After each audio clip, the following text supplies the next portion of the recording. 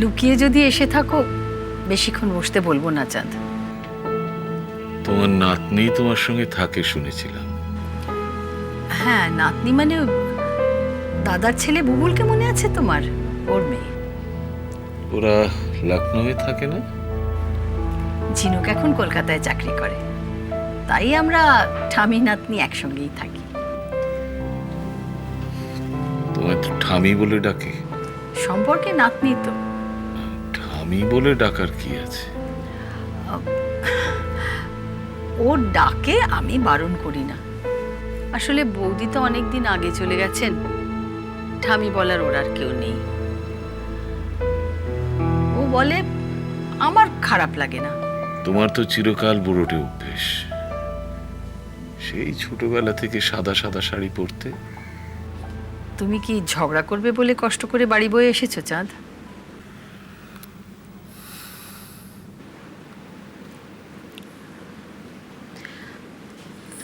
একটু চা খাবে তো? তোমায় করতে হবে। শুধু তোমার জন্যে না, আমিও খেতাম। তাহলে দাও এক পেয়ালা, চিনি দিও না। জানি, মনে ছিল। বসো।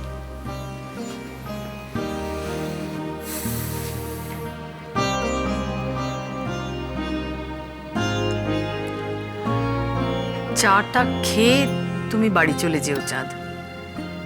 সারপ্রাইজ দেওয়া তো হয়ে গেল, এর পরের বার ফোন করে এসো। তোমার নাতনি এসে পড়বে।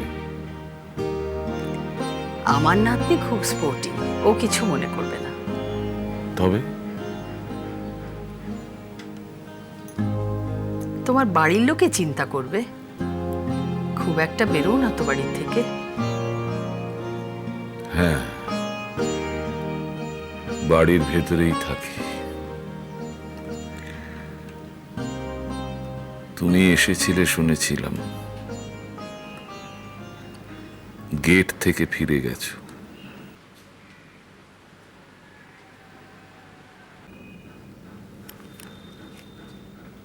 কি হলো, ভেতরে এলে না কেন?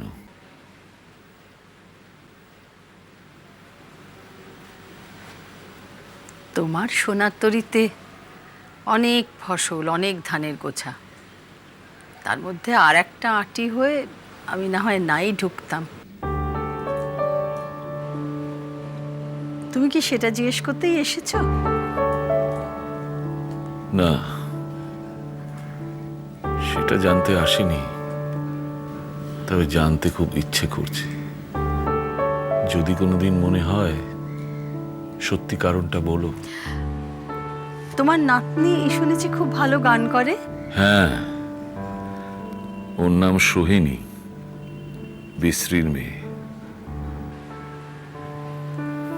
আমিও তাই ভেবেছিলাম। কজন নাতি নাতনি তোমার চাঁদ? একদিন এসে দেখে যাও। হাসছো কেন? তুমি ঠাকুরদা, আমি ঠামি, হলোই বা আলাদা আলাদা সংসারে। ঠিকই তো আছে চাঁদ।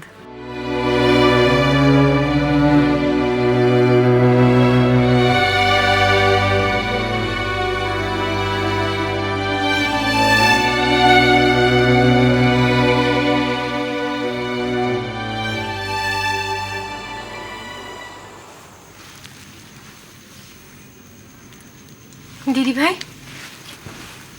হ্যাঁ, বস। বাবা কোথায় বেরিয়েছেন তুমি জানো? না তো রে, বেরিয়েছেন বুঝি? হ্যাঁ, কানাইদাকে বলে গেছেন যে টিভি চ্যানেলের অফিসে যাচ্ছেন। ও, তাহলে তো বলেই গেছেন। কতক্ষণ বাদে ফিরবেন কিছু বলেছেন? না। না মানে বলে যাননি, না তুই জিজ্ঞেসই করিসনি? আমি কিছু জিজ্ঞাসা করিনি। আমি তোমার কাছেই এলাম, ভাবলাম তুমি যদি জানো। না রে, আমি তো জানি না। আর তুই এত হাঁক পাক করছিস কেন? কানাইকে ডেকে জিজ্ঞেস কর।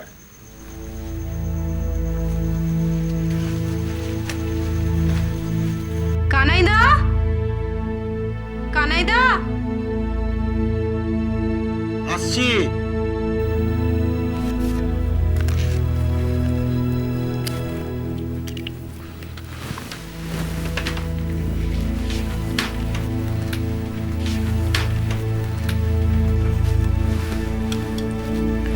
আসছি। দিদিভাই, বাবা যখনই বেরোন জামা কাপড় সব তো আমিই বার করে দিই। আজই হঠাৎ বলা নেই কওয়া নেই। ডাকছিলেন আমায়? হ্যাঁ, এই তো বাবা বেরিয়েছেন। হ্যাঁ বৌদি। কোথায় গেছেন জানো? ওই গাড়িতে উঠছিলেন, আমার সঙ্গে দেখা হলো। বললেন যে টেলিভিশন অফিসে যাচ্ছেন। ও, কাউকে কিছু বলতে বলে গেছেন? কখন ফিরবেন? না, সেসব তো কিছু বলেননি। ও আচ্ছা, ঠিক আছে, তুমি যাও। দিদিভাই, তোমার অদ্ভুত লাগছে না? একটু লাগছে, তবে তুই এত ছটফট করছিস কেন সেটা আমি বুঝতে পারছি না। না মানে আজ থেকে 20 বছর আগে এইভাবেই তো একটা লোক কাউকে কিছু না বলে বাড়ি থেকে বেরিয়ে চলে গিয়েছিল না?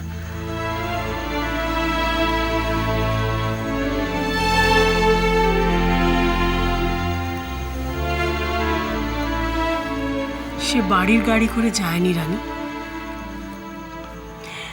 তুই এই এক চিন্তা মাথা থেকে সরাবি? পাগলি।